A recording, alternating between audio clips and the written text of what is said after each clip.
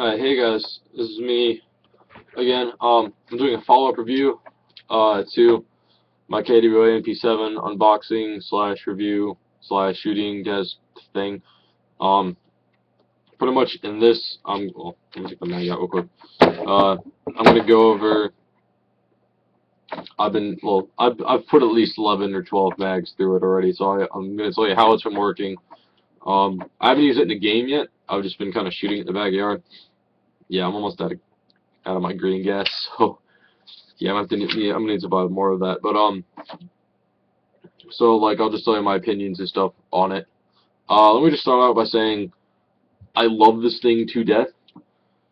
It is amazing. It functions flawlessly, except for when the mag is like really low on gas. Then it either won't lock back after the last shot. Like the bolt won't lock back. If I had a mag that was empty, I'd show you, but like if it won't lock back like that, it'll just keep on firing, or sometimes it won't even actually fully cycle the bolt if it's that low on gas. But that's like, okay, let me start by explaining. One, this thing gas-wise, I don't know maybe if it's just mine, but this is ridiculously efficient on gas. Holy shit! I can get 3 straight mags of like full mags, full 40-round mags, 3 straight mags of BBs before it starts to run low on gas. And then even that last mag, it's still got enough gas left in it so that I can at least, because when it doesn't cycle all the way back to be able to actually propel the BB forward, either I can wait a little bit and try and heat the mag up a bit, or I can literally just pull the charging handle back, let it go, and it'll fire 2 or 3 rounds before it stops doing that. So like, yeah, do that. So like this thing is ridiculously gas efficient, which is good for me because I'm only running 2 mags right now. So like in the middle of the field, I'm gonna have to be using my speed loader and speed loading this thing. So I'll know that'll be good. To have to reload each mag at least once. I'll probably want to reloading each mag at least once, depending on how many people I see, like how many kills I go for, or how many kills I get. So yeah, so like this thing, it's so nice. But like again, that's one of like the I think 2 downsides I have on this gun, is that sometimes that happens. It's a little weird. I don't know why, but usually if I do that, all I gotta do is, like I said, the mag's in the gun and it's shooting and it's out of ammo and it doesn't lock back. If I just take the mag out, slap it back in, and then shoot it once or twice more, then it'll finally lock back. So like sometimes, I guess it's like the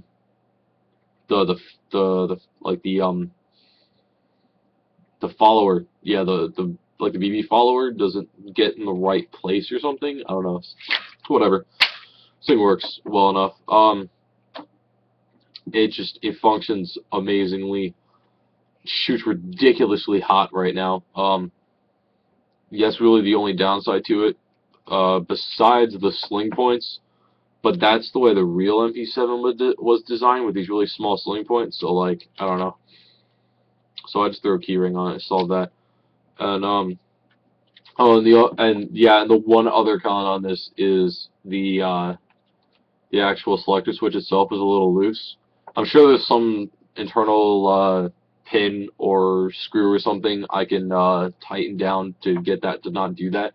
But even then, it still clicks into place very nicely. Like if you can't really hear it, but like if you're hitting it with your thumb or something, like it firmly goes into place.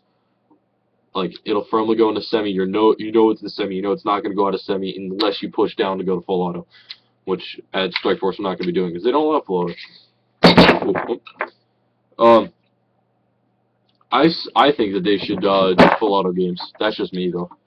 Like they should have a couple of full auto games where like people that don't care if other people go full auto, like they should have a game just for that. But then I would need a bunch more mags because full auto in this is not the best idea with only 2 mags. So anyway, functions very well. I would go and clean it because it looks like it's getting a tiny bit dirty, but I don't really have any silicone oil, so I'm gonna have to buy some while I'm at Strike Force. And also, it didn't come with one of the jamming rod. I'm pretty sure most guns are supposed to come with jamming rods, but mine didn't come with a jamming rod. It didn't come with a little bottle of silicone oil either, but that's because it was a floor model. Like, this was the gun that was hanging up on the wall, because this was the last one in stock at Hotspot. So it didn't come with either one of those. I'm not sure if it's supposed to. From what I've seen from unboxing videos, that it doesn't come with an unjamming rod, so I'll just buy one. They're probably like $5. I don't care. I'll just buy one. So I'll be able to have that. Yeah. So like I said, really, really gas efficient. I can't say about about what it is in cold weather yet. Even though it only is like 50, it gets up like the high 50s, low 60s right now, and it functions flawlessly outside, getting that same ridiculous gas efficiency. So like in the colder months, like in around winter time, I'm playing CQB indoors anyway, so it's not going to affect me outside. It's a gas gun. It probably won't work too well. It might not. It'll probably be able to get, like, if it can get through like 3 mags right now, it could probably get through that 1 mag of BBs outdoors. But if you're gonna try and reload the mag without putting more gas in it, it probably won't do well. And if you're firing on a full auto, it might just run out of gas. I'm not sure. Again, I don't know. I can't test it right now. I'll do a separate video later on this year telling you guys how it functions that way. But in anything really over 50 degrees, at least in my opinion, it works very, very well. It's just, I love this gun. I've been messing around with it a bit, so there's certain little signs of wear. That silver now, like the paint kind of got scratched off on that.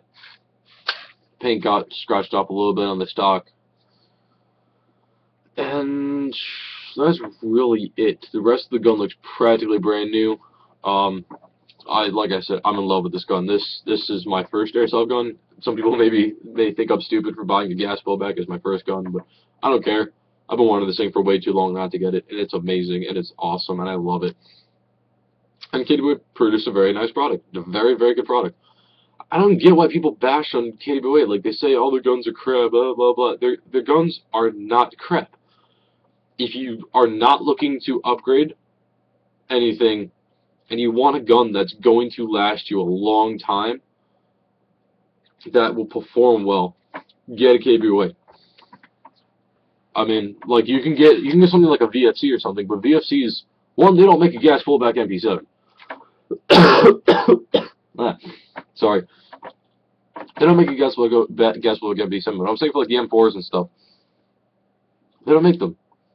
So like, KBOA. I mean, like, they're not the best company on the market. I know that. They're not the best. And for upgrading, especially for their AEGs, some of the parts are a little weird to try and actually get into. But the 2GX gearbox, like that shell, is freaking ridiculously robust. And, at least in my opinion, they make a very good product. They're a very good company. I'm in love with this MP7, and my friend Mike, who you saw in the video, he's been running that SR7 for 6 months to a year-ish. Mike, if you see this video, correct me on that. I think it's like 7 or 8 months at this point. And the only thing he did was burn out the trigger contacts because he wasn't pulling the trigger back all the way. He was pulling it halfway to try and get a faster trigger finger, so he burned out the trigger contacts. But he could have solved that in the first place by upgrading to a high torque motor, but he didn't know. So as far as I know, his gun's fixed. So that he's going to be going with us this weekend as well. So, Mike, if you're watching this, hi. So, yeah, like, it's just, this gun is just, it's amazing. It's so nice. And, like, a lot of people say, yeah, like, for like AEGs and stuff, you need like trigger response and stuff. This is gas blowback. Instantaneous trigger response. I don't need that shit. I can fire this thing as fast as I want to. Except for Polar Stars. Polar Stars, you can get ridiculous rate of fires. So anyway, enough of me ranting on about how much I love this gun. Oh, I forgot to talk about accuracy. Accuracy-wise, it's pretty accurate. I finally got the sight zeroed in today. It's only zeroed till about like 50 feet or so. After that, I can't really tell. But the hop up is not. The hop up is shooting it perfectly straight out. I'm shooting .28s out of it, perfectly straight. Very, very nice range on this thing, and those .28s are going to give me really good accuracy out of range, which would be nice. I'm probably going to wind up switching to .25s and .2s instead, just because those are a little bit more popular. And then other friends, like all my other friends and stuff, will be able to. All my friends, telling me to call them, but I'll call them in a minute. Hey Jordan, if you're watching this, hi. So I'm gonna move on to what I plan to do with this gun. I plan to get a micro T1 on the top, made by AMP.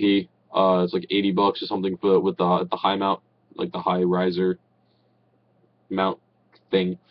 And like I would get a holographic and stuff because I do like holographics, but the micro T1 comes with a kill flash, so I won't have to worry about my optic getting shot out. Worst comes to worst, if the kill flash gets broken, I can just buy another kill flash. Sorry, I'm getting over being sick, so I still have a little bit of cough left. I'm going to do that, and then I'm going to remove the iron sights. I'm going to put a laser on top, and then one on each side.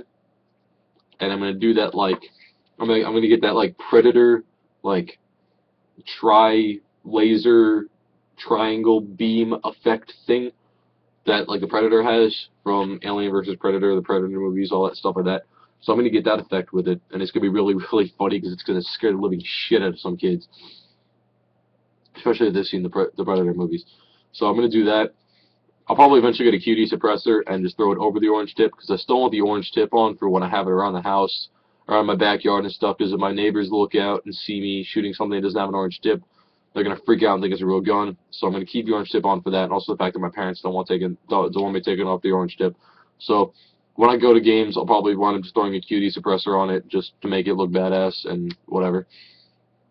And that's really it. I'm just going to be buying more mags, plate carrier, more mags, other tactical things, more mags, and pretty much just more mags, because this thing I'm going to need a lot of mags for. But this is going to be my primary for a very long time until I ever decide to buy an AEG. I might, if I buy an AEG, I'll probably get a Gateway CQR just because they're cheap and it's Gateway's ridiculous reliability. If I really like the HK416 though, so I might buy a VFC 416. Not sure. I'll figure it out eventually. This is all. The next major thing I need to save up for is the Tokyo Marui Desert Eagle, because that's what my sidearm's going to be. So I need to buy that, an extra mag at least, and like a holster that'll fit it. That's going to be my next major project to save up for. But right now I'm just saving up to buy tack gear and stuff like that. I'm probably going to buy a Lancer tactical plate carrier because it comes with all those mag pouches and stuff. Buy that. Replace the triple SFG mag pouch I have right now, which is an OD with one that's in tan. And just like little stuff like that. I'll eventually upgrade my BDUs to multicam and just, you know, progress myself. Oh, and also, I almost forgot, me and Jordan destroyed some of my old phones today with these. So, this is one of them. It was a Samsung Flight. It's for AT&T. So that's like the inner screen. But this is the outer screen. Literally the only thing that's holding this glass on is some sort of like adhesive. It's literally just demolished, like to the point where it literally fell off. So that's that. Probably should have opened it up and shut the keys too, but we did that with the other one. This other one is a Pantic Matrix, and this thing got shot to shit. We also shot out the back camera a bunch, so that's the plastic piece covering it. This was the plastic piece that was over this, and everything else is destroyed to smithereens. So these are probably going to be my targets for the next little while, because I just realized if we can get the other one to slide out, I don't think we'll be able to get the other keyboard to slide out, but I should have done the stupid thing where it slides out both ways, because this slides forwards for like a regular dialing pad, and then sideways for the texting. So those will probably just be my targets for the next while, because it's really fun shooting those. And anyway, this video is getting a little long, so look out one, because I'm going airsoft this weekend at Strike Force. If you go to Strike Force, let me know. And if you're gonna go this weekend, let me know, because I'll be there. So hi. Yeah. So I'm going to be recording because I'm gonna bring my contour. So I'll edit out any cool footage I get, any cool kill feeds and stuff I get. And then I'll make a video after that reporting on how well it did in combat, or in figurative combat. It's not real combat, obviously. And then yeah, just look out for more random videos of me destroying stuff and doing other stupid things with this gun because this gun's amazing. Oh, and if you know who Woody's gamertag is, he bought one because he's going to an Airsoft Zombie event. So he bought one of these, and I'm really excited now because he bought one right as I got mine too. So I don't know, I'm a huge fan of his. So if you liked the video, like it. If you have any questions, you have any opinions on anything, if you want to start a flame war on Katie Way versus Katie Way sucks, then go ahead. I really don't care. If I wind up joining that, because like I'm an advocate. Katie Way is a good company. Obviously, they're not perfect. They're not gonna make the best product out there ever, but they make some damn good shit. I mean, just pick up an MP7 and fire it and tell me Katie Way sucks. Okay? That's what I'm doing to my friend Jesse. Jesse, if you somehow watch this video, go fuck yourself. Fire this thing and then tell me paintball's better. Yeah. Come over to my house. Fire the MP7. And then tell me paintball's better. You will lose. So, on that note, adios, guys.